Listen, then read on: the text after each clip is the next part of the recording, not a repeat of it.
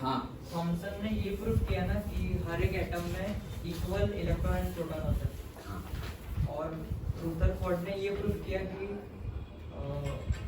Attractive particles कम रहते हैं। हाँ, मतलब रुदरफोर्ड ने ये बताया कि जो थॉमसन ने बताया था वो गलत है। थॉमसन ने बोला था कि एटॉम इज लाइक वाटरमेलन, तो वाटरमेलन में कितना सारा वो रेड पार्टिकल जो हम ईट करते हैं वो होता है रेड सब्सटेंस, उतना ज्यादा प्रोटॉन्स होंगे, मतलब पॉजिटिवली चार्ज्ड पार्टिकल्स होंगे इतने ज्यादा, और कितने छोटे छोटे छोटे थोड़े थोड़े मतलब इलेक्ट्रॉन्स होंगे। तो ऐसा बोला था कि वो ज्यादा है, प्रोटॉन ज्यादा है और इलेक्ट्रॉन्स कम है, पहले पहले ऐसा बताया। और फिर ऐसा बताया कि प्रोटॉन्स पूरे एटॉम में है और इलेक्ट्रॉन्स बीच बीच में कहीं कहीं पर है ऐसे। तो फिर ये थॉमसन ने बताया। अब रुदरफोर्ड ने बोला कि अगर ऐसा ही है तो प्रोटॉन जो है, प्रोटॉन की वजह से और इलेक्ट्रॉन की वजह से जो भी मैं रे डालूंगा उसका डिफ्लेक्शन हो जाएगा, वो सीधा सीधा जाएगा ही नहीं। लेकिन एक्सपेरिमेंट से पता चला, रुदरफोर्ड के एक्सपेरिमेंट से, कि मेजॉरिटीली पास हो गए एटॉम में से सीधे सीधे। तो अगर वहां कुछ भी होगा तो वो डिफ्लेक्ट हो जाएंगे या तो वापस आ जाएंगे, दो ही चीजें हैं, उनकी डायरेक्शन चेंज होगी या तो फिर वापस आएंगे। लेकिन बहुत सारे क्या मेजॉरिटीली पास ही हो गए। तो मेजॉरिटीली पास हो गए मतलब उतने सारे कुछ प्रोटॉन्स है नहीं और इलेक्ट्रॉन्स भी है नहीं। सो ऐसा बोला कि एटॉम इज ऑलमोस्ट एम्प्टी, पूरा खाली जैसा ही है। हाँ, लेकिन जो सेंट्रल वाला एरिया है वहां जो भी रेज गए थे वहां से एग्जैक्टली रिबाउंड किया। मतलब रिबाउंड कौन करेगा सबसे पहले? तो अगर वो पॉजिटिवली होगा, क्योंकि पॉजिटिवली चार्ज डाले थे हमने, He+2 डाला था, अल्फा पार्टिकल He+2। ओके, सो He+2 डाला था अल्फा पार्टिकल, और वो हमने मास रिलेटेड थर्ड चैप्टर में किया था ना।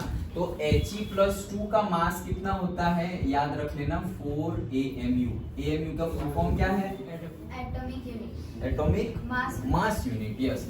सो He+2 का एटॉमिक मास यूनिट है 4, और ये He+2 क्या है? यही है अल्फा पार्टिकल्स।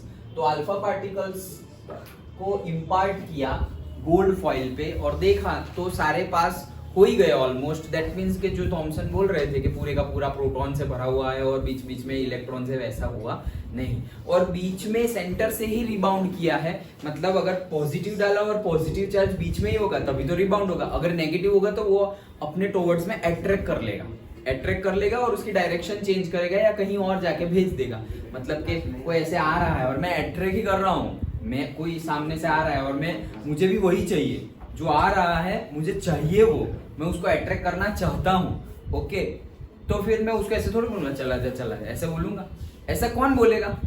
जिसको वो नहीं चाहिए, जिसको बोल रहे कि वो आ रहा है और हम नहीं चाहते कि वो आए, तो हम क्या बोलेंगे? चला, लाइक दैट। तो वो भी पॉजिटिव है, यहाँ भी पॉजिटिव है, दोनों पॉजिटिव है, तो रिपेल हो जाएंगे। जैसे कि मैग्नेट्स होते हैं हमारे, पॉजिटिव रिपेल करते हैं और पॉजिटिव नेगेटिव अट्रैक्ट करते हैं, वैसे ही ऑपोजिट चार्ज आएगा तो वो आने देगा, और जैसे ही आने दिया और टकराया, आएगा तो टकराएगा, और टकराया तो फिर यहाँ से टकरा के दूसरी साइड चला जाएगा, मतलब डायरेक्शन उसकी चेंज हो जाएगी। यहाँ भी बोल तो रहा है वो कि मता, लेकिन वो तो आएगा ही। ओके, और जैसे ही आएगा तो उसकी भी डायरेक्शन चेंज हो जाएगी, लेकिन वो एग्जैक्टली सेम डायरेक्शन में ही पीछे चला जाएगा। ओके, तो वो क्यों वापस वैसा भी क्यों? क्योंकि नेगेटिवली चार्ज का तो कोई मास ही नहीं है। हमने बोला ना नेग्लिजिबल मास, 2000 टाइम लेस। हमने देखा था कि mass of electron is very very very less than mass of proton. Approximately mass of electron is equals to 2000 times, नहीं मतलब 2000 टाइम्स मास ऑफ इलेक्ट्रॉन करे तब जाके हमें क्या मिलेगा? एक मास ऑफ प्रोटॉन। तो ये इतना छोटा है, मतलब मास ऑफ प्रोटॉन को 2000 से डिवाइड करे तब जाके एक इलेक्ट्रॉन का मास आएगा। तो that is very very small, negligible, हम निग्लेक्ट भी कर सकते हैं। तो इसीलिए वो इतना ज्यादा कुछ ऐसा नहीं कि चलो तुम जाओ पीछे। लेकिन अगर प्रोटॉन के साथ में प्रोटॉन ही टकरा रहा है, उसके पास तो है मास, तो वो भेज देगा वापस। ओके, तो यही चीज। हाइड्रोजन का अल्फा पार्टिकल क्या होगा? अल्फा पार्टिकल हमने यहाँ बोला है, alpha particle that means plus. Okay, plus charge. हमने यहाँ He+2 को अल्फा पार्टिकल्स नाम दिए हैं। हर बार जरूरी नहीं है कि हम अल्फा पार्टिकल मतलब He+2, नॉट लाइक दैट। तुम यहाँ ऐसा भी बोल सकते हो कि अल्फा पार्टिकल सपोज तुमने कुछ और लिया है, जैसे तुम बोल रहे हो हाइड्रोजन, तो हाइड्रोजन का अगर हम पॉजिटिवली चार्ज ले तो H प्लस होगा, लेकिन +2 नहीं होगा, +1 ही होगा, क्योंकि है ही नहीं। तो ये +2 He के पास क्या था? He के पास थे 2 प्रोटॉन्स एंड 2 इलेक्ट्रॉन्स, ऐसा ही था। He का नंबर 2 है तो 2 प्रोटॉन 2 इलेक्ट्रॉन, लेकिन हाइड्रोजन के पास तो क्या है? 1 क्या प्रोटॉन है ही उसके पास, 1 इलेक्ट्रॉन 0 प्रोटॉन।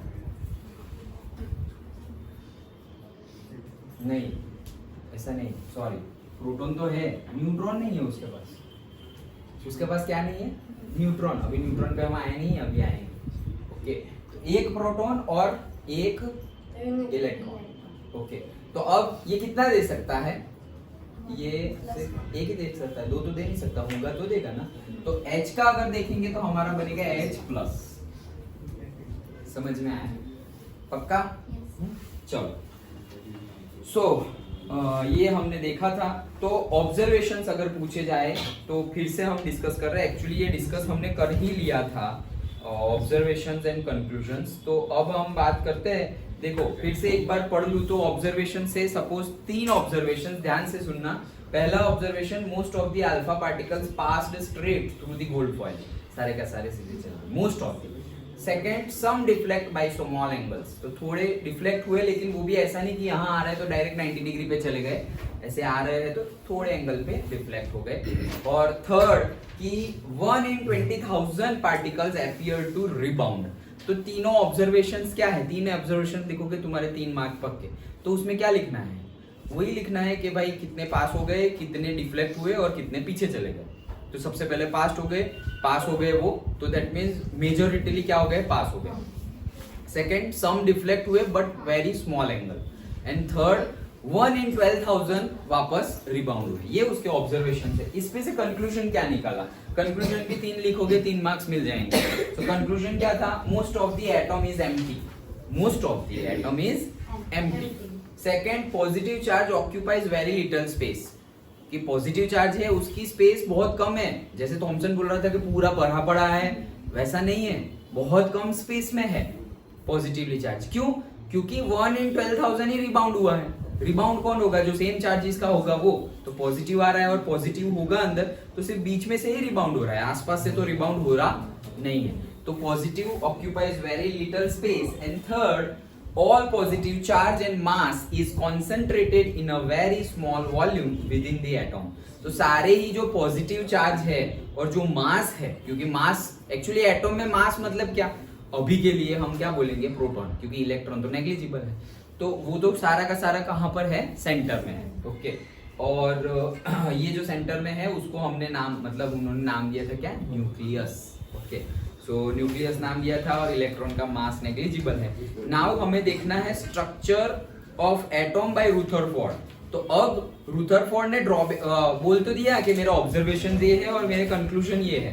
तो फिर जैसे सबका वो होता है, क्या होता है? स्ट्रक्चर होता है कि भाई एटम का स्ट्रक्चर ऐसा है। रुको, हमने आज प्रेयर नहीं की, चलो प्रेयर कर लेते हैं।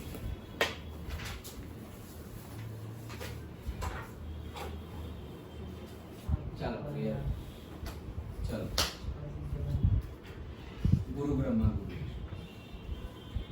गुरु ब्रह्मा गुरु विष्णु गुरुदेवो महेश्वर गुरु साक्षात् परब्रह्मा तस्मै श्री गुरुवे नमः।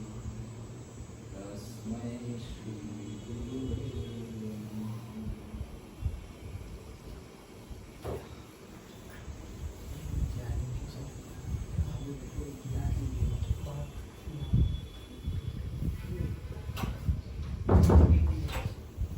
हाँ, तो रुदरफोर्ड के हिसाब से एटम कैसा है? देखो, हमने पहले बोला कि सबसे पहले कौन आए थे? ई गोल्डस्टीन। तो ई गोल्डस्टीन के अकॉर्डिंगली स्ट्रक्चर ऑफ एटम क्या था? क्या बोला था ई गोल्डस्टीन ने?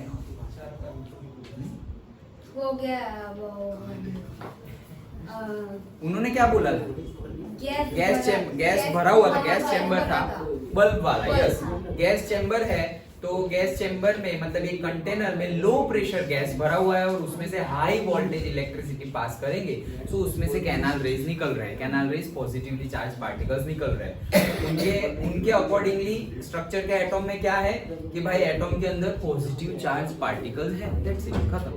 ओके, सेकंड क्या है, तो सेकंड क्या था, अब आएंगे थॉमसन। तो थॉमसन के अकॉर्डिंग क्या है कि it is like a watermelon atom जो है, हम ऐसा लिखेंगे नहीं बट हम ऐसा लिखेंगे कि according to the Thomson in the atom majoritily are positively charged particles which are there throughout the atom and in between some few negative charged particles are there. Okay, और उन्होंने किसकी डिस्कवरी की थी, positively charge particles की। Okay, इसके लिए ही तो उनको क्या मिला था, नोबेल प्राइज मिला था फिजिक्स में। ओके, तो वो सब हमने देख लिया है। और सॉरी, वो तो हमने पॉजिटिव तो उन्होंने दे दिया ना, ई गोल्डस्टेन ने बोल दिया ना कि पॉजिटिवली चार्ज पार्टिकल है। थॉमसन ने किसका बोला था, इलेक्ट्रॉन का। ओके, थॉमसन ने किसका बोला था, इलेक्ट्रॉन का। पॉजिटिव हो गया charge particle, negative charge particle आ गया, लेकिन आ तो गया, तो फिर कहाँ है ऐसे, तो बोले कि जैसे ई गोल्डस्टेन बोल रहे थे सिर्फ पॉजिटिव है, सिर्फ पॉजिटिव नहीं है, नेगेटिव भी है। अब कहाँ है ऐसा पूछा तो उन्होंने तो हवा में ही तीर मारा, वैसे भी किसी को पता नहीं है तो बोल दिया कि भाई ऐसा है, बहुत ज्यादा अमाउंट में पॉजिटिव चार्ज होगा बीच में, इसीलिए तो कैनल रेज निकल रहे थे ई गोल्डस्टेन के एक्सपेरिमेंट में, बीच बीच में इलेक्ट्रॉन्स है, बस उतना उन्होंने बताया। तो बीच बीच में इलेक्ट्रॉन्स है वैसा उन्होंने बताया है, उनके मॉडल के हिसाब से स्ट्रक्चर ऑफ एटम ये है। ओके, अब रुथरफोर्ड आए, उन्होंने एक्सपेरिमेंट किया, उन्होंने बोला कि नहीं आप जो बोल रहे हैं वो गलत है। तो उनके ऑब्जर्वेशंस, उनके कंक्लूजन्स, उनके स्ट्रक्चर ऑफ एटॉम कैसा है वो अब हम देखने वाले हैं। तो उनके अकॉर्डिंगली, किनके अकॉर्डिंगली, रुथरफोर्ड के अकॉर्डिंगली स्ट्रक्चर ऑफ एटॉम कैसा है। तो पहला point, all mass and positive charge resides in nucleus.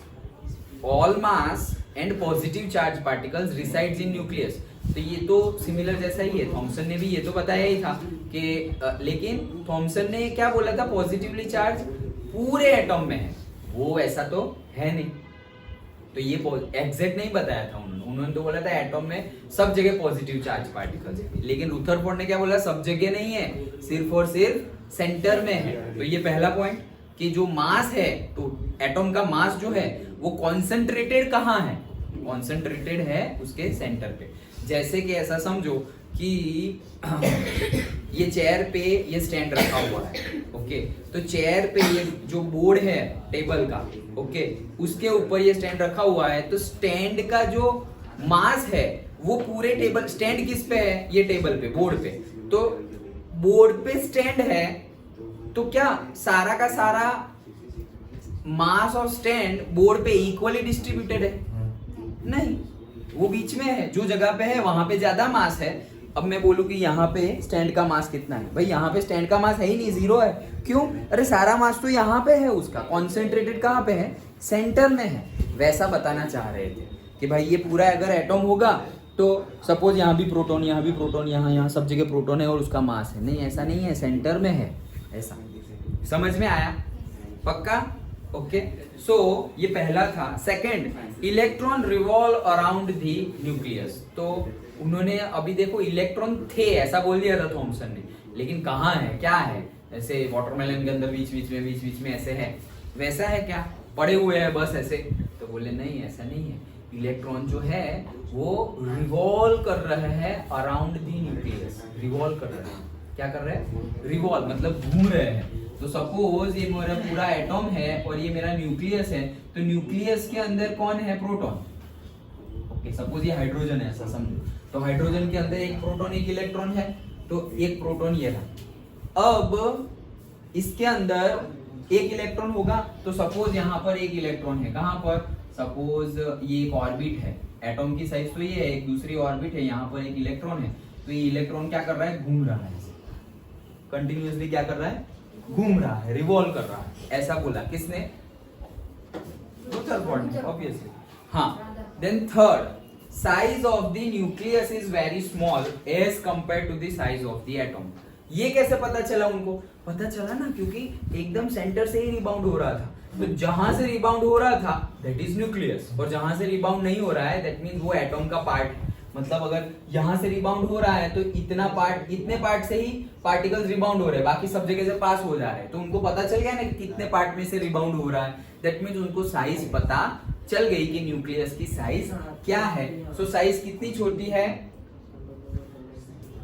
हम इमेजिन भी नहीं कर सकते। एटॉम की साइज से 1 लाख टाइम्स छोटा है nucleus, 1 lakh time. Okay, 1 lakh मतलब एक एटॉम है, एटॉम ही कितना छोटा है, we can not see by naked eyes. Okay, तो ऐसा समझो कि ऐसा होगा तो नहीं, जैसे कि 1 नैनोमीटर का एटॉम है, इससे भी छोटा होता है, बट हम मान लेते हैं कितने का, 1 नैनोमीटर का एटॉम है। एटॉम साइज कितनी है, 1 नैनोमीटर। तो उसका न्यूक्लियस कितना होगा, इससे 1 लाख टाइम छोटा। दैट मीन्स छोटा मतलब इसको डिवाइड करना पड़ेगा, तो 1 lakh nanometer divided by 1 lakh,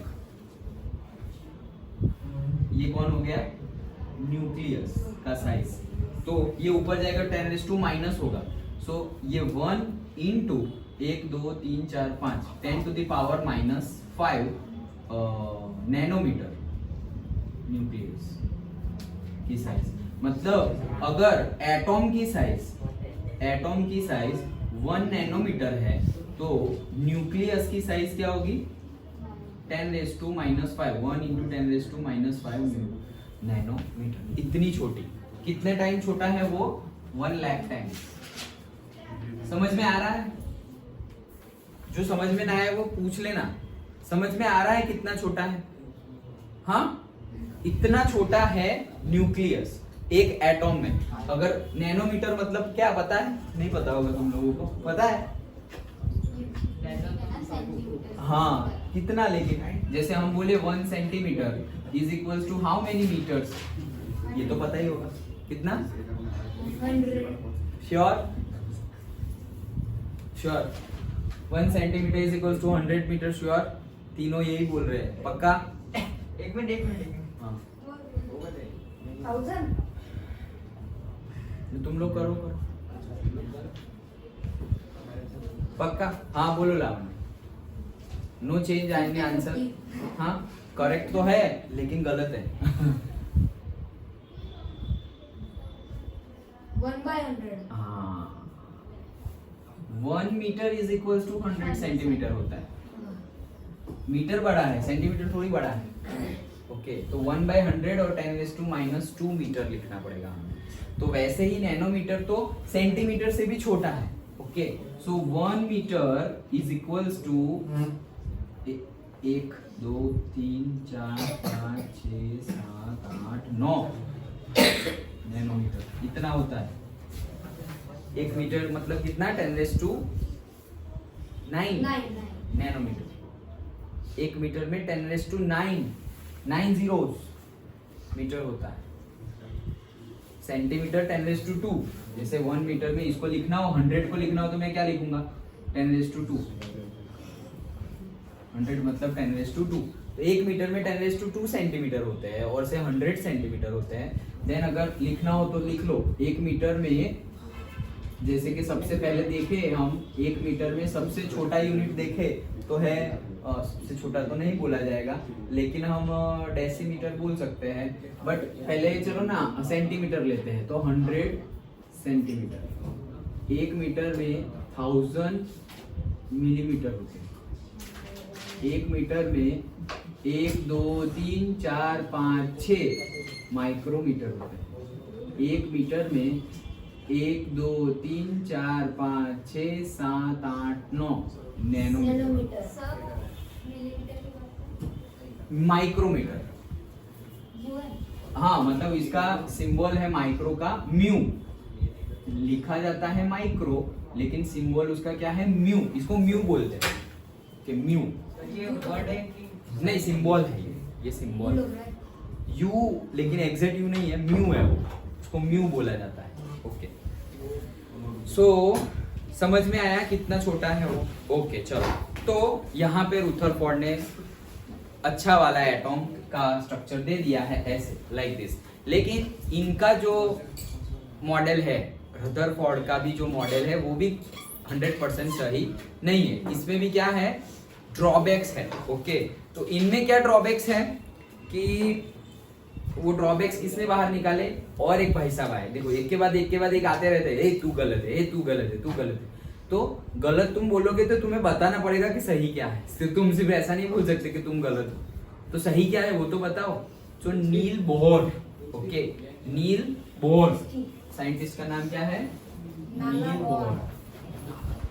so nil Bohr आए और नील बोहर ने बताया कि भाई रदरफोर्ड आपने जो बताया वो मेजॉरिटी सही है, लेकिन आप जो बोल रहे हो कि इलेक्ट्रॉन पर्टिकुलर ऑर्बिट में घूम रहा होगा एटॉम के अंदर, वो बात तो गलत है। बोले क्यों भाई, किसी भी चीज को मूव करने के लिए एनर्जी तो चाहिए। ओके, और अगर इसके पास इतना सारा पेट्रोल है, इतना सारा मूव करने की एनर्जी है, तो वो घूमता तो रहेगा, लेकिन ये तो नेगेटिवली चार्ज है और ये पॉजिटिवली चार्ज है, तो वो तो अट्रैक्शन होगा उसको, तो ऐसे घूमता रहेगा, ऐसे घूमेगा घूमेगा घूमेगा, घूमर घूमर घूमर करता करता करता टकरा जाएगा।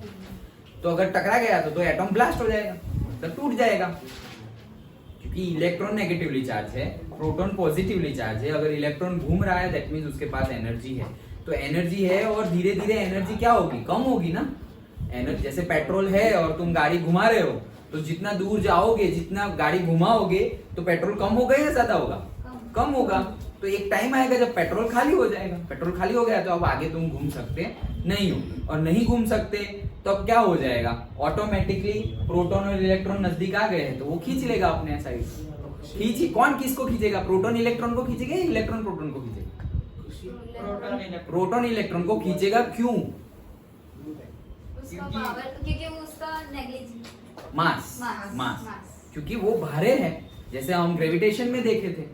ओके, सो मास किसका ज्यादा है, प्रोटॉन का, तो प्रोटॉन ही खींचेगा इलेक्ट्रॉन को, लाइक दैट। जैसे अर्थ खींचती है हमको, हम अर्थ को नहीं खींचते, हमारे पास उतना मास ही नहीं है, like that. Okay, so drawback क्या था रदरफोर्ड का, तो ये एक पॉइंट लिख लेना, electrons don't revolve around the nucleus. तो नील बोहर आए और उन्होंने बोला कि आप जो बोल रहे थे कि इलेक्ट्रॉन न्यूक्लियस के आसपास घूमते रहते हैं, वो बात गलत है। तो गलत तो बोल दिया, तो सही क्या है, तो सही है कि electron revolve in special orbits called discrete orbits of electron in which they do not radiate or lose energy। तो अभी नील बोर्स आए तो वो बोल रहे हैं कि बात तो सही है, इलेक्ट्रॉन घूम तो रहे हैं पूरे एटॉम में न्यूक्लियस के अराउंड, बट ऐसा नहीं कि सब जगह घूम रहे हैं, यहाँ से भी घूम रहे हैं, यहाँ से भी, यहाँ से भी, यहाँ से भी, सब जगह से ही इलेक्ट्रॉन गोल गोल घूम रहे हैं, ऐसा नहीं है। एक पर्टिकुलर स्पेशल ऑर्बिट में घूम रहे हैं, सब जगह से नहीं घूम रहे। और ये स्पेशल ऑर्बिट को डिस्क्रीट ऑर्बिट बोला जाता है।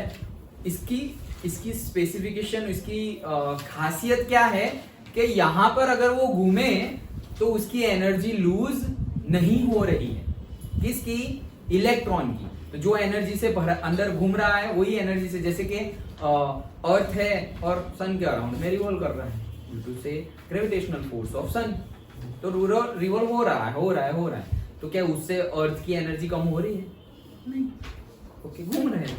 तो लाइक दैट वो स्पेसिफिक ऑर्बिट में घूमेगा, पर्टिकुलर ऑर्बिट होगी, ऐसा नहीं कि कहीं भी घूम सकते हैं। ओके, तो पर्टिकुलर ऑर्बिट में ही घूमता है, और वो पर्टिकुलर ऑर्बिट को डिस्क्रीट ऑर्बिट बोलते हैं। और ये डिस्क्रीट ऑर्बिट की स्पेशलिटी क्या है, स्पेसिफिकेशन क्या है कि वो ऑर्बिट में घूमने से इलेक्ट्रॉन की एनर्जी कम नहीं होती। इलेक्ट्रॉन की एनर्जी कम नहीं होती तो वो तो यहीं पे घूमता रहेगा, कभी जाएगा ही नहीं प्रोटॉन के पास। उसकी एनर्जी कम हो जाए तो जाएगा ना, जैसे वहां से प्रोटॉन खींच रहा है और ये इलेक्ट्रॉन यहाँ गाड़ी उल्टी डायरेक्शन में गाड़ी घुमा रहा है और घुमाता ही जा रहा है, बोले नजदीक आओ, मैं नहीं आऊंगा, लाइक उसके पास फुल पेट्रोल भरा पड़ा है, लाइक दैट। समझ गए, पक्का, एनी डाउट नहीं? चलो, सो ये नील बोहर ने बोला था। अब एक भाई साहब और आए, मेरे ख्याल से लास्ट ही है, हाँ लास्ट है। ओके, सो एक साइंटिस्ट और आए जिनका नाम है जे चैडविक।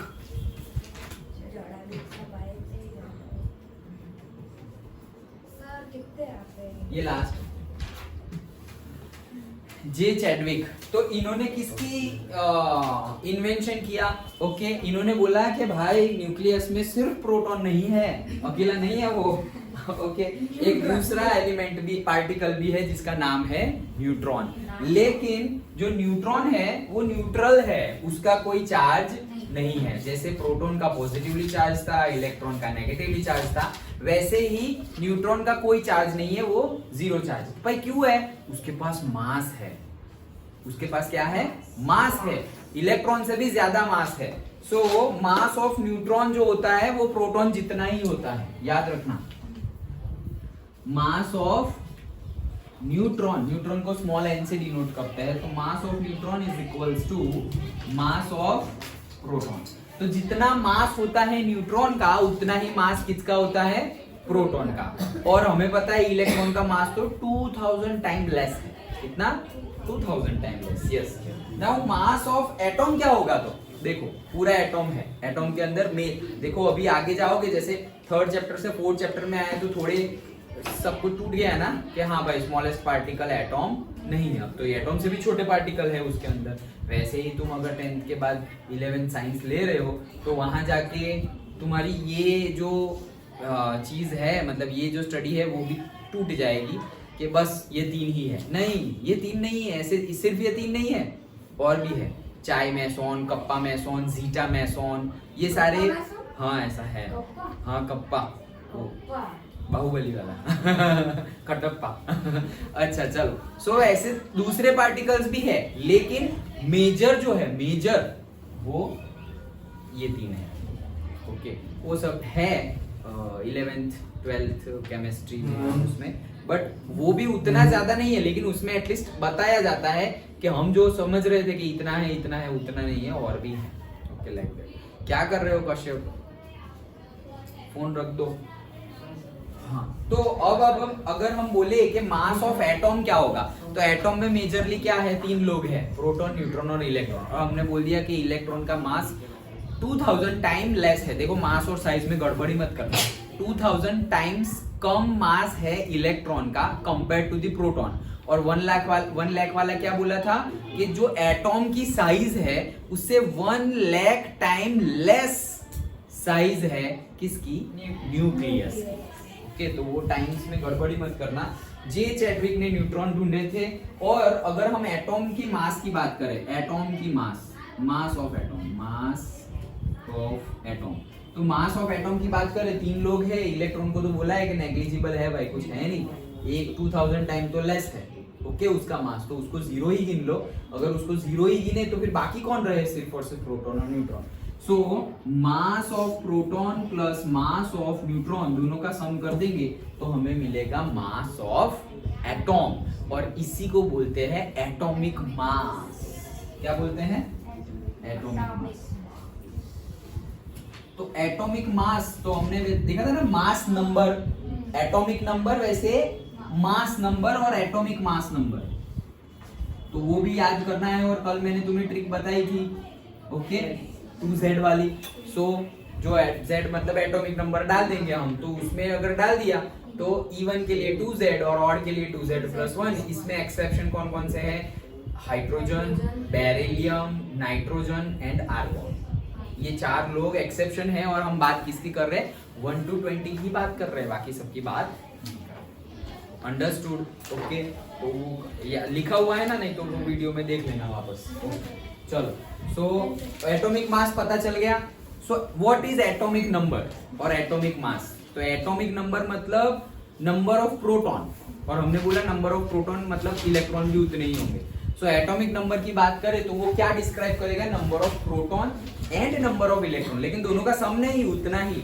जैसे मैं बोलूं कि सोडियम का एटॉमिक नंबर 11 है, तो उसमें मुझे क्या मिला इंफॉर्मेशन कि भाई उसका, देखो जैसे मैं तुम्हें एग्जांपल दूं कि सोडियम का एटॉमिक नंबर कितना है? 11। ओके और उसका एटॉमिक, देखो एटॉमिक नंबर, ओके, और 23, ये सब तो तुम्हें याद करना था, तो अभी मैं पूछ रहा हूँ। Atomic mass number, mass number भी बोला जाता है और एटॉमिक मास नंबर भी बोला जाता है और एटॉमिक मास भी बोला जाता है। ये मैंने बोल दिया। ये किसका है? सोडियम का।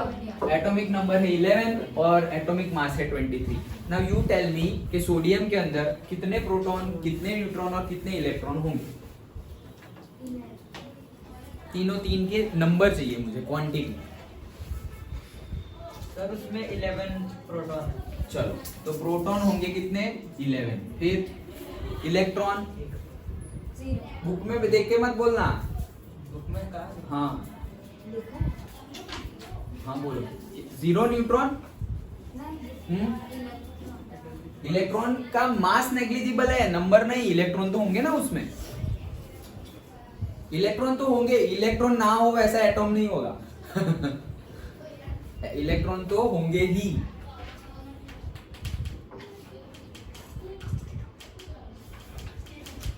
अभी मैंने क्या बोला? एटॉमिक नंबर मतलब क्या? Number of protons. तो एटॉमिक नंबर 11 है, तो नंबर ऑफ प्रोटॉन्स भी 11। फिर हमने कल बात की थी, जितने प्रोटॉन्स होते हैं उतने ही इलेक्ट्रॉन्स होते हैं। इलेक्ट्रॉन भी तो इलेक्ट्रॉन भी कितने हो गए? 11। न्यूट्रॉन नहीं, न्यूट्रॉन के लिए एटॉमिक मास देखो। 12 वो भी 11। नहीं, 1 सर 12 वो 11 होगा तो number of proton 11, number of neutron 11, तो एटॉमिक मास बन जाएगा 22। लेकिन मेरा तो 23 है, 12 होंगे। 12 सर सही बोला मैं। हाँ सही बोले तुम, सही बोले। तो कितने होंगे? 12 12 होंगे। फिर से समझा रहा हूं, एटॉमिक नंबर मतलब क्या? Number of proton is equals to number of electron. और एटॉमिक मास मतलब क्या? Mass of proton plus mass of neutron. इसको अलग वे में बोला जाए so number of proton plus number of neutrons के सम को भी एटॉमिक मास नंबर। नंबर बोलो, तुम बोलो एटॉमिक मास नंबर, ऐसा बोलो तो नंबर वाला फॉर्मूला लेना है। और तुम बोलो सिर्फ एटॉमिक मास, तो मास वाला फॉर्मूला लेना है। लेना तो वही चीज है। समझ में आया ये एग्जांपल? फिर से एक दूसरा देता हूं, फिर मैं तुम्हें पूछूंगा। ओके, तो देखो, सपोज कार्बन, किसका? कार्बन। कार्बन। तो कार्बन का एटॉमिक नंबर क्या है? 6। ओके, सो एटॉमिक नंबर है 6 एंड एटॉमिक मास क्या है? एटॉमिक मास नंबर ही लिख देते हैं हम। एटॉमिक मास नंबर कल बताया ना फॉर्मूला, 2n और 2z। z अभी इवन है तो 2z, और ऑड है तो 2z प्लस 1। तो 6 तो इवन है तो उसके लिए 2z, तो इसके लिए 6 लिख दो। 2 into 6 दैट इज 12। तो ये उसका हो गया एटॉमिक मास। ओके, तो एटॉमिक मास कितना हो गया? 12। नंबर, हाँ नंबर कितना हो गया? 12। अब मैंने क्या बोला था? एटॉमिक नंबर मतलब क्या? एटॉमिक नंबर मतलब number of protons and number of electrons. Electrons, atomic number में प्रोटॉन इलेक्ट्रॉन, एटॉमिक मास में देखो यहाँ लिख देता हूँ, एटॉमिक नंबर में प्रोटॉन और इलेक्ट्रॉन, और एटॉमिक मास में प्रोटॉन और न्यूट्रॉन। ओके, सो ये 6 है, तो नंबर ऑफ से प्रोटॉन कितने? 6, इलेक्ट्रॉन्स भी 6, न्यूट्रॉन्स, तो न्यूट्रॉन्स मतलब क्या? एटॉमिक मास मतलब 12, तो 12 में कौन कौन आ गया? P प्लस लिख देता हूँ, प्लस P प्लस n मतलब 12 होनी चाहिए। यहाँ पर इक्वल है, P इक्वल टू E है, यहाँ इक्वल है और यहाँ पे प्लस है, तो प्रोटॉन और न्यूट्रॉन मिलके 12 हो रहे हैं। तो प्रोटॉन प्लस न्यूट्रॉन मिलके 12 हो रहे हैं, और प्रोटॉन पता चल गया है 6 है, तो न्यूट्रॉन कितने होंगे? ये साइड जाएगा, तो 12 माइनस 6 दैट इज 6। तो तीनों तीन क्या होंगे? 6 6 6। अंडरस्टूड? ओके, चलो तो मैं पूछता हूँ तीनों को एक एक, अगर आ गया तो तुम्हें कोई वो उठक बैठक नहीं करनी सर है लिखने की पनिशमेंट ना। आज तो करना ही पड़ेगा, आज तो करना पड़ेगा आराम से, टाइम लेकर। टाइम मतलब उतना टाइम नहीं, हाँ आराम से। अच्छा, हाँ बोर्ड पे ही, तुम्हें बोर्ड पे ही करना है। एटॉमिक नंबर तो करना ही है, ये वाला भी। एटॉमिक नंबर तो आ गया, तो वो क्या है? नंबर ऑफ प्रोटॉन है, और न्यूट्रॉन भी उतने ही, और सॉरी इलेक्ट्रॉन भी उतने ही होंगे।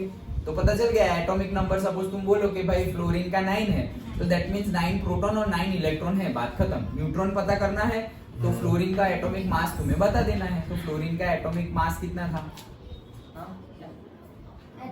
फ्लोरीन का एटॉमिक मास 90। वेरी गुड, खत्म। कैसे 19? फ्लोरीन का एटॉमिक नंबर क्या है? 9। 9 मतलब ऑड, ऑड मतलब 2z plus 1, so 2 into 9 18 plus 1 19, that's it। Okay, एक ही क्वेश्चन पूछूंगा, एक आ गया तो वेरी गुड, और नहीं आया तो 25 सिटअप्स। एक ही, और कोई और क्वेश्चन? चलो तुम आ जाओ, फिर खांसी मैं नहीं कर इधर कर देता हूं, बुक में कर। नहीं, बुक में नहीं, बोर्ड पे। ये करना भी बोर्ड पे है और उठक बैठक भी कैमरा के सामने ही करनी है, अगर करनी पड़े तो। चलो लावण्य, यू ट्राई फर्स्ट।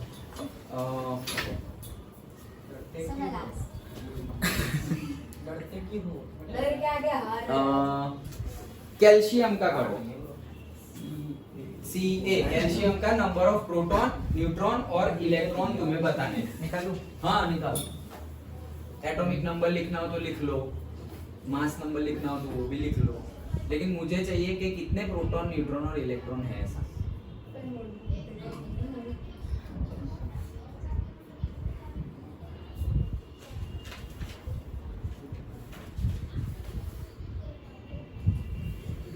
एक्सेप्शन वाला कौन सा था सर? बेरिलियम, हाइड्रोजन, नाइट्रोजन और आर्गन। सर वो सब बेरिलियम, हाइड्रोजन, नाइट्रोजन और argon. Hydrogen, beryllium, nitrogen, argon. Electron, proton और neutron. Atomic number 20, atomic mass 40। Very good, correct है।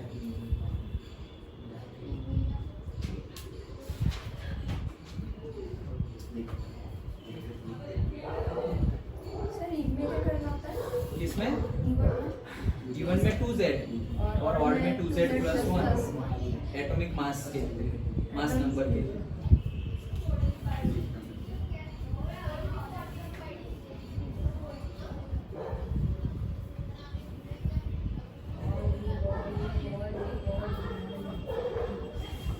Number of neutron. हाँ न्यूट्रॉन। इलेक्ट्रॉन का ई छोटा कर दो, छोटा, पी भी छोटा और ई भी छोटा, हाँ स्मॉल, हाँ।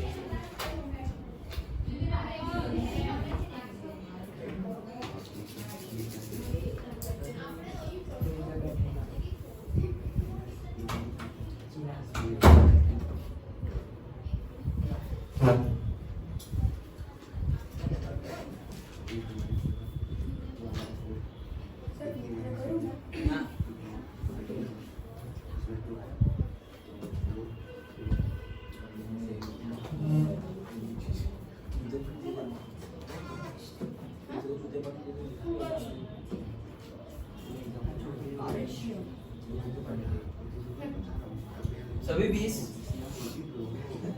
प्रोटॉन भी 20, न्यूट्रॉन भी 20, इलेक्ट्रॉन भी 20, ऐसे।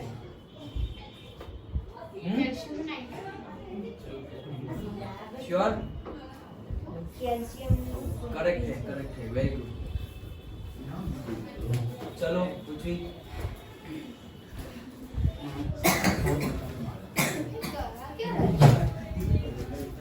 वो रब कर दो वो सब।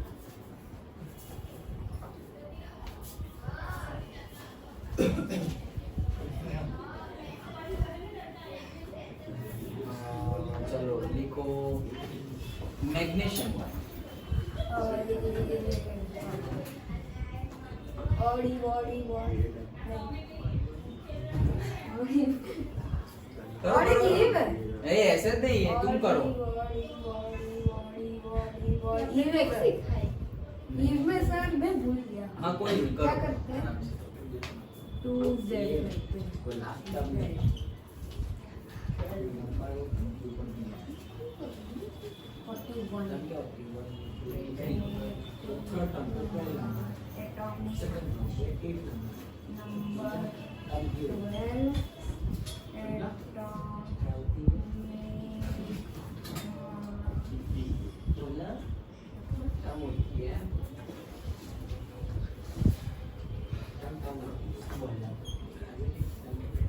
पक्का उठक बैठक करनी पड़ेगी। कैसे निकाला ये मॉलिक्यूल? अरे अब बराबर है सर। अब लास्ट चांस, गलती। अब तुम बोलोगे वो, अब जो तुम लिखोगे वो सही ही होगा, मैं नहीं बताऊंगा। अरे हाँ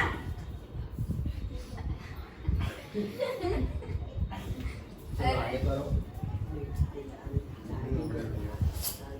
रुको सर और एक बार कर लेता हूँ। 20 2 जा 4 2 जा 24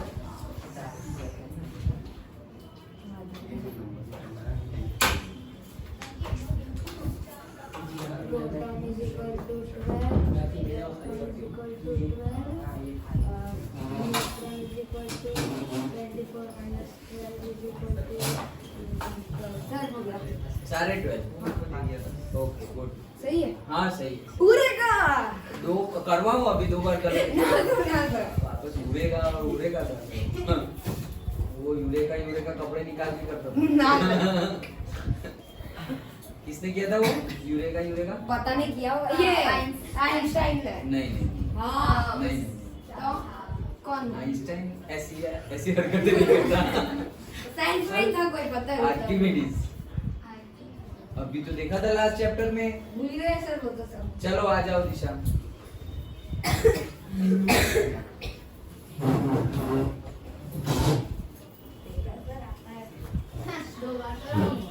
वो घबरा गया था उधर। क्लोरीन नहीं, क्लोरीन रहने दो क्योंकि हाँ करो, कोई नहीं करो। हमें नहीं करवाया था। तुम लोग सब लेजेंड हो रहे। सर हाँ आपने अब याद दिला रहा हूँ, ये तुमको मारेगा तो अलग बात है। सर आपने कहा था कि आप वो एटॉमिक नंबर वाली जो टेबल है वो पूछोगे। हाँ पूछूं। सर अभी तक आपने पूछा ही नहीं। हाँ हाँ, ये एक्सेप्शन वाला है। नहीं तो पूछ लो। पूछ लो।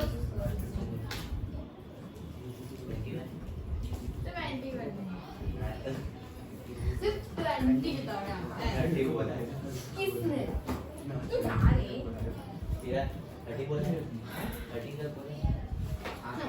ना एक 20 तक बोला था। You humans, please keep quiet. Just stand your हाँ मैं छोटी बच्ची हूँ। हाँ भाई, प्रोटॉन न्यूट्रॉन इलेक्ट्रॉन निकाल। मेरा बेस्ट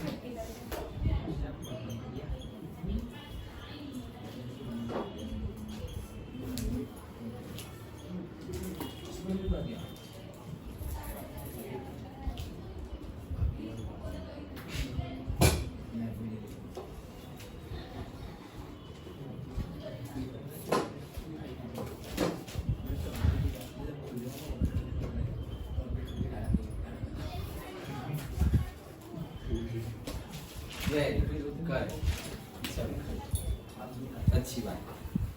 सर वो दो का क्या दो? मेरी जगह उनको भी करके आना ही है ना, वो आएंगे तब। सर किसको? फिर उनके लिए 25 नहीं होगी, थोड़ी ज्यादा टाइम ज्यादा लिया।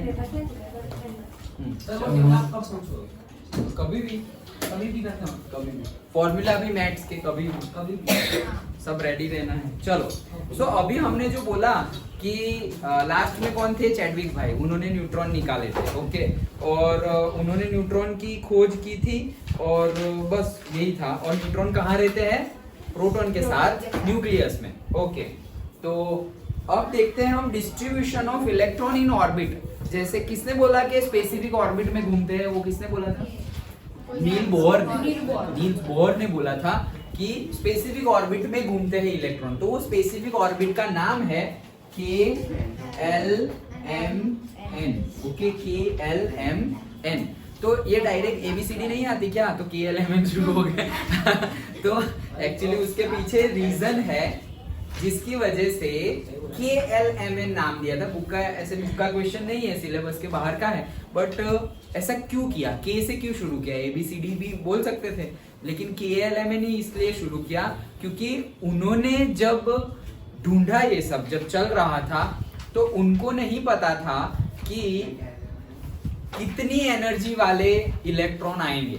मतलब एक तुमने ले लिया कि सपोज K एनर्जी, और K की जगह A ले लिया, और एक A में सपोज सबसे ज्यादा एनर्जी है, फिर B में उससे थोड़ी कम, फिर C में उससे भी थोड़ी कम। वैसे अगर तुम लेते गए तो तुम्हें पता नहीं है, तब तक सारे एलिमेंट की खोज नहीं हुई थी। तो अगर तुमने A नाम दे दिया, मतलब पर्टिकुलर इलेक्ट्रॉन की एनर्जी है, वो वहां घूम रहे हैं, तो तुमने वो नाम दे दिया, दैट मीन्स कि उसके ज्यादा वाला इलेक्ट्रॉन कोई आएगा तो उसके लिए तो कोई नंबर ही नहीं बचा, फिर A ही आ गया है। तो A के पहले क्या रखेंगे, क्योंकि उसकी एनर्जी उससे भी ज्यादा है, तो उसके लिए क्या रखेंगे। तो वो पहले से सोच के कि आगे जाके अगर इन्वेंशन हो गए, वो टाइम पे तो इतने एलिमेंट नहीं थे, लेकिन आगे जाके इतने सारे एलिमेंट होंगे, तो उनके लिए भी तो आगे कुछ अल्फाबेट होना चाहिए। मैं ही फर्स्ट से स्टार्ट करूंगा और किसी ने और कुछ नया नया ढूंढ लिया, तो वो नए नए को रखेंगे कहाँ पे, A से स्टार्ट हुआ तो फिर क्या Z बोलेंगे उसको। तो इसीलिए K से स्टार्ट किया कि अगर बाद में एलिमेंट्स ढूंढे भी जाए तो कोई बात नहीं, आगे तो पूरा A टू लेके कितना K तक पूरा खाली ही है, तो जो नाम देना हो वो दे सकते हैं ऐसे। लेकिन फिर जो उन्होंने यूज किया था वही फिर कन्वेंशनली चलता आ रहा है। तो जो हम स्पेसिफिक ऑर्बिट की बात कर रहे हैं, दैट इज उनका नाम है KLMN, और इनका नाम था चार्ल्स जी बार्कला। पूछा नहीं जाता है, लेकिन ये जो नाम, ये तो इंफॉर्मेशन के लिए जैसे अभी बताया वही है, चार्ल्स जी बार्कला, उन्होंने ये नाम दिए थे KLMN। क्लास 10 सो उन्होंने ये बोला था। और ये जो डिस्ट्रीब्यूशन ऑफ इलेक्ट्रॉन है इन दिस डिस्क्रीट ऑर्बिट्स, उनको क्या बोलते हैं, configuration, electronic configuration. So what is electronic configuration, तुम्हें पूछ लेंगे एग्जाम में कि what is the electronic configuration of sodium, 1 mark. What is the electronic configuration of sodium, तो तुम्हें बताना है कि सोडियम के एटॉम में K ऑर्बिट में कितने हैं, L ऑर्बिट में कितने इलेक्ट्रॉन हैं, और M ऑर्बिट में और N ऑर्बिट में कितने कितने इलेक्ट्रॉन हैं। मतलब कि KLMN है, ये मेरा न्यूक्लियस। ओके, सपोज ये मेरा न्यूक्लियस है, तो मान लो कि ये पहली ऑर्बिट K, ये दूसरी ऑर्बिट L, देन ये तीसरी orbit M, and this is the last orbit से N, और N के बाद तो एटम खत्म हो जा रहा है, तो हम यहीं पे खत्म कर दे रहे हैं। ओके, N के बाद नहीं होता, लास्ट ऑर्बिट है। सो क्या बोल रहे हैं कि यहाँ पे प्रोटॉन और इलेक्ट्रॉन होंगे। जैसे मैं सोडियम बोल रहा हूँ, तो यहाँ पे 11 प्रोटॉन होंगे और 12 न्यूट्रॉन होंगे, राइट, क्योंकि उसका 23 है, हो गया ना 23, 11 + 12। ओके, तो 11 प्रोटॉन और 12 न्यूट्रॉन कहाँ पर होंगे, न्यूक्लियस में। इलेक्ट्रॉन कितने होंगे सोडियम के, 11, प्रोटॉन 11 है तो इलेक्ट्रॉन 11। अब ये 11 कहाँ घूमेंगे, रुथरफोर्ड ने बोला कि न्यूक्लियस के अराउंड घूमते रहेंगे, लेकिन फिर नील्स बोर ने बोला भाई आपकी बात सही नहीं है, कहीं पर भी नहीं घूमेंगे, स्पेसिफिक ऑर्बिट में घूमेंगे, ये रही मेरी स्पेसिफिक ऑर्बिट। तो क्या 11 के 11 N में घूमेंगे, या N में 2 घूमेंगे, यहाँ 2 घूमेंगे, यहाँ फिर दूसरे 5 6, कैसे उसको डिस्क्रिटाइजेशन, मतलब स्टेप बाय स्टेप कैसे रखेंगे, तो वही हमें अभी देखना है। ओके, पहली बात, maximum number of electron in an orbit is gated, मतलब गेटेड तो नहीं बोलेंगे, बट इज ऑब्टेन्ड फ्रॉम से 2n² फॉर्मूला। सिंपल, क्या 2n²। ये फॉर्मूला से तुम्हें मिलेगा कि मैक्सिमम नंबर ऑफ इलेक्ट्रॉन उसमें कितने आएंगे। यहाँ पर हमारी कौन कौन सी है, K, L, M और N। तो ये है 1, ये है 2, ये है थर्ड ऑर्बिट और ये है fourth orbit. First orbit, second orbit, third orbit और फोर्थ ऑर्बिट। अब अगर मैं बोलूं कि K ऑर्बिट में मैक्सिमम, ये ऑर्बिट में मैक्सिमम कितने इलेक्ट्रॉन घूम सकते हैं, तो ये फॉर्मूला लगाएंगे K2। N मतलब क्या, इलेक्ट्रॉन एटॉमिक नंबर मत ले लेना, इसका नंबर, K का नंबर कौन सा है तो 1, सो 1 का स्क्वायर, सो 2 1 का स्क्वायर 1, 2 1 जा 2। तो K में मैक्सिमम कितने घूम सकते हैं, सिर्फ 2। ओके, देन L का निकालते हैं। तो L के लिए भी 2n स्क्वायर, तो 2 L के लिए n क्या है 2, तो 2 का square that is 2 into 4 that is equals to 8। तो L में कितने इलेक्ट्रॉन घूम सकते हैं, 8। देन M, तो M में क्या है कि अगेन 2n स्क्वायर, तो 2 3 का स्क्वायर 2 9 18, तो M में 18 एंड लास्ट के L M N 2n square, so 2 and multiplied by n का है 4 का स्क्वायर, सो 2 4 का स्क्वायर 16 एंड 2 6 जा 16 2 जा 32। तो हो गया ये। तो कोई पूछे कि K में कितने इलेक्ट्रॉन घूम सकते हैं, मैक्सिमम 2, मिनिमम तो भाई एक भी घूम सकता है। मैक्सिमम कितने घूम सकते हैं, 2।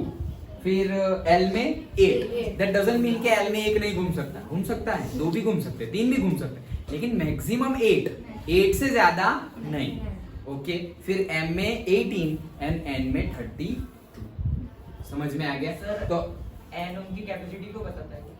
कौन सी कैपेसिटी, ये N is just a number allotted to them, K L M N, उनकी कैपेसिटी नहीं है। कैपेसिटी ये पूरा है, ये 18 कैपेसिटी है। तो K के लिए सम हम लिखेंगे से 2 8 18 एंड 32। ओके, ये उनकी कैपेसिटी। सर सबके लिए अलग होगा ऑर्बिट? हाँ, सबके लिए अलग होगा, क्योंकि सब में, जैसे मैं बोलूं कि सोडियम, तो सोडियम में कैसे होगा, K में 2 तो 2 भर दिए। फिर L, तो L में कितने भरूंगा मैं, उसमें 2, उसमें मैक्सिमम कितने जाने चाहिए, 8, तो 8 डाल दिए, तो 2 और 8 10 हो गए। अभी भी एक बाकी है, तो यहाँ में कितना भरूंगा, ओनली 1। तो हो गए 2 8 1 11 हो गए। यहाँ maximum 2 correct, maximum 8 correct, maximum 18, हाँ 18 से कम ही है, 1 ही है। लेकिन अब मैं बोलूं कि सोडियम के लिए नहीं, मैग्नीशियम के लिए लिखो, तो मैग्नीशियम का होगा 12, तो 12 होगा, तो 12 प्रोटॉन 12 इलेक्ट्रॉन, 12 इलेक्ट्रॉन तो 2 आएगा, 8 आएगा, लेकिन वो यहाँ 1 नहीं, यहाँ आएगा 2। तो हो गए ना 12।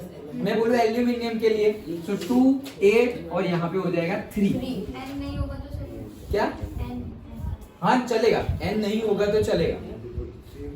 ओके, फिर मैं बोलूं से पोटेशियम, तो पोटेशियम के लिए 19 होना चाहिए, सो 19 के लिए क्या होगा, 2 और 8 10 और फिर मैक्सिमम M में कितने जा सकते हैं, 18। लेकिन इसका भी एक रूल है कि तुम एक ऑर्बिट में मैक्सिमम आउटर ऑर्बिट में 8 ही डाल सकते हो। चलो वो ही मैं बता देता हूँ। ऑर्बिट्स और shells are filled in step wise. पहला समझ में आ गया, maximum number of electron. Second step, orbits and shells are filled in step wise manner. तो ऑर्बिट जो है वो कैसे फिल करनी है, स्टेप वाइज मैनर में। मतलब कि पहले तुम्हें K ही भरनी है, फिर L, फिर M और फिर N। ऐसा नहीं कि पहले N भर दिया फिर बाद में K, फिर वापस M। सीक्वेंस में जाना है, K L M N, step wise manner मतलब सीक्वेंस में जाना है।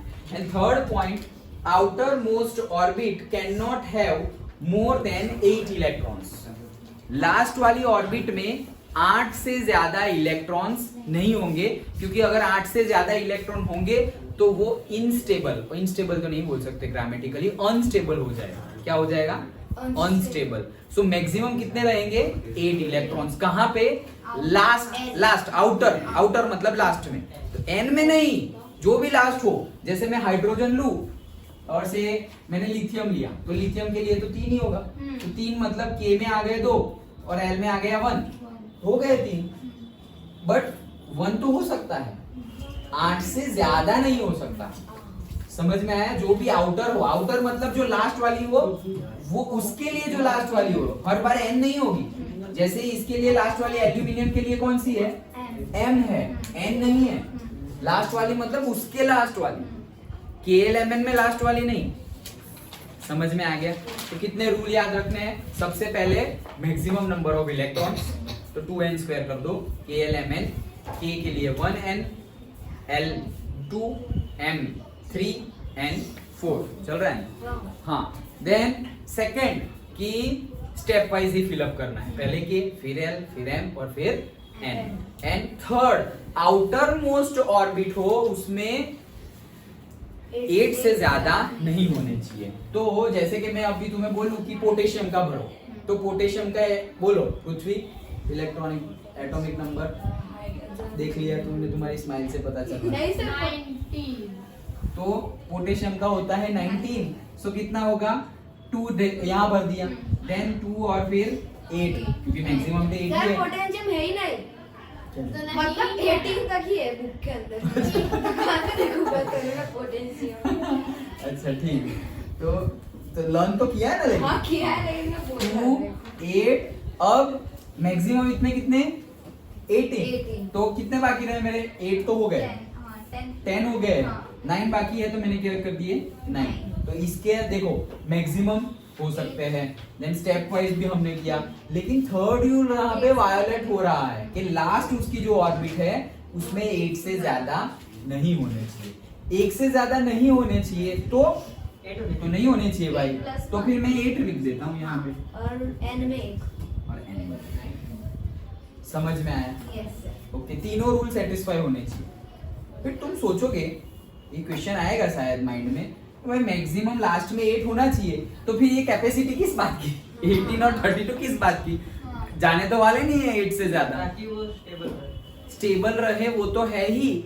अगेन वापस ये आता है फर्दर 11th और 12th में, क्या कि सपोज इन लोग के भी घर है। घर है मतलब क्या? जैसे ये के तो है, ओके के है, ऐसा समझो कि ये जो है ना, ये तुलसीधाम क्रॉस रोड है, ओके।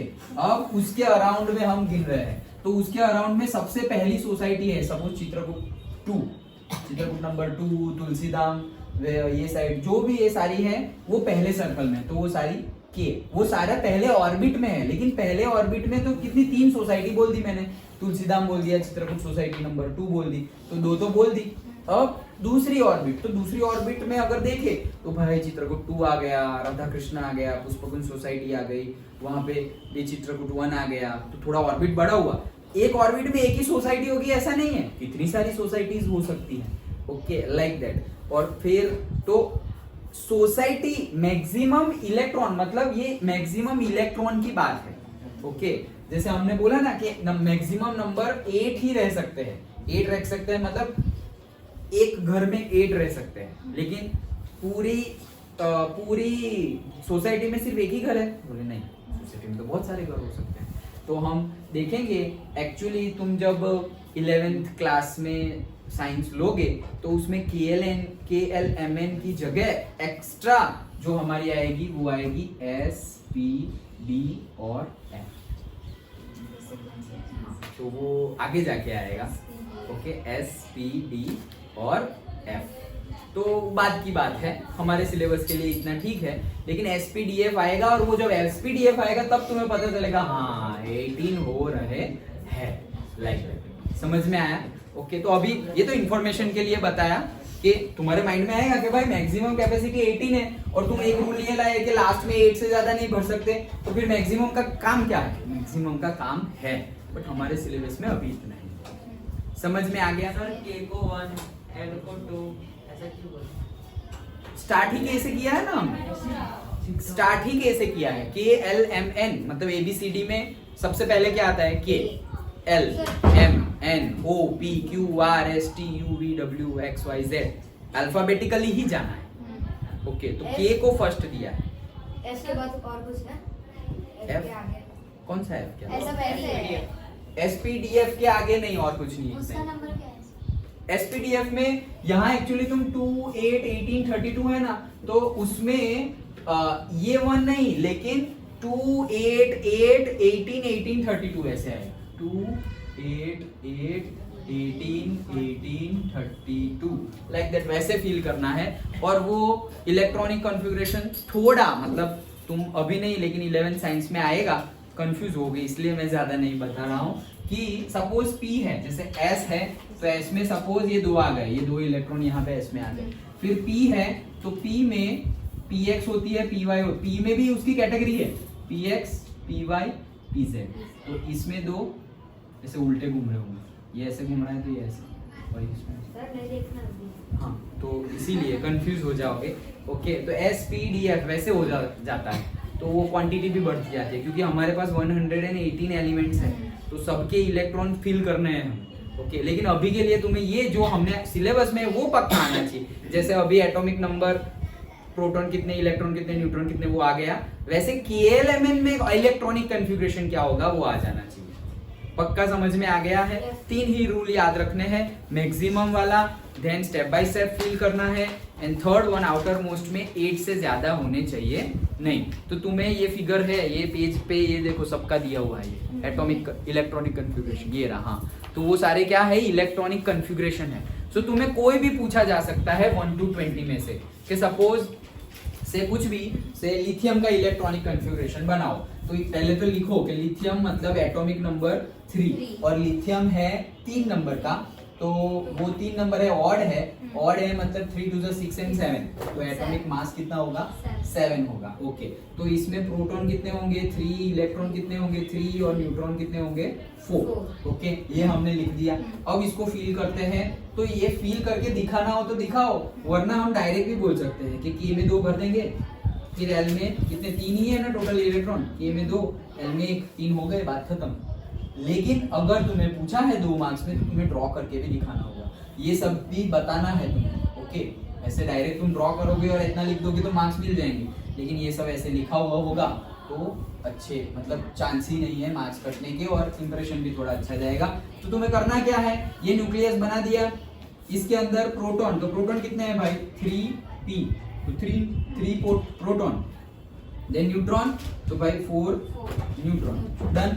अब इलेक्ट्रॉन, तो सबसे पहले मेरी ये K वाली, तो 2 इलेक्ट्रॉन है, तो यहाँ एक ड्रॉ कर दिया और यहाँ एक दूसरा ड्रॉ कर दिया, 2 इलेक्ट्रॉन हो गए, K में 2 हो गए, और ये L आ गई, तो L में कितना है 1, तो मैंने L में 1 इलेक्ट्रॉन, तो ये 1 ये 2 K में और ये 1 L में, खत्म हो गया इलेक्ट्रॉनिक कन्फिग्रेशन ऑफ लिथियम।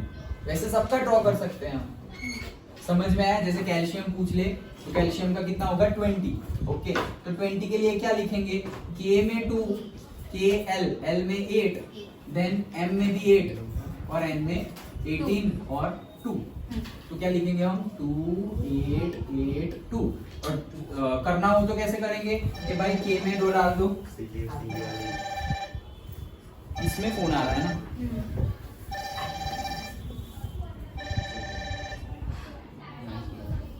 चल रहा है, हाँ चल रहा है, तो तुम दोनों ऐसे डाल सकते हो। ओके, समझ में आ रहा है? तो चलो एक बना के दिखाओ मुझे, किसका? फॉस्फोरस का बना। क्या होता है? एटॉमिक नंबर क्या होता है? Very good. जो तुम लोगों के फ्रेंड्स नहीं आए अभी तक,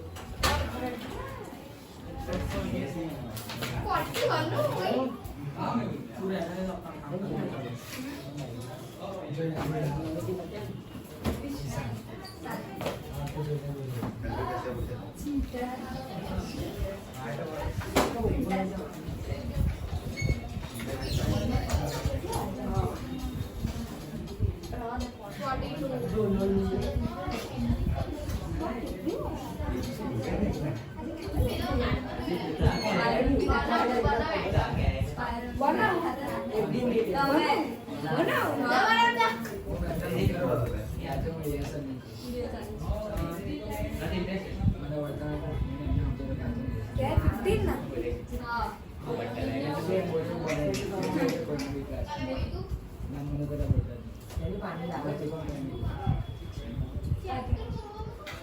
क्या हुआ है?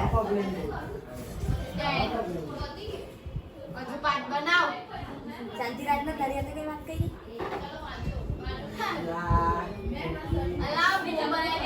आखी भूख गई थी और मैं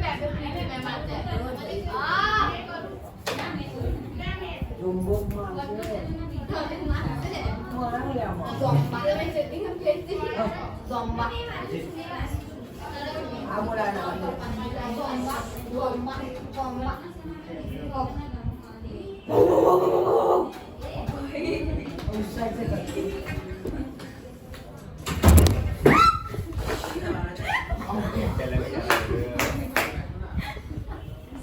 What a cat. उतारी दो है ना. Stop कर दो, stop.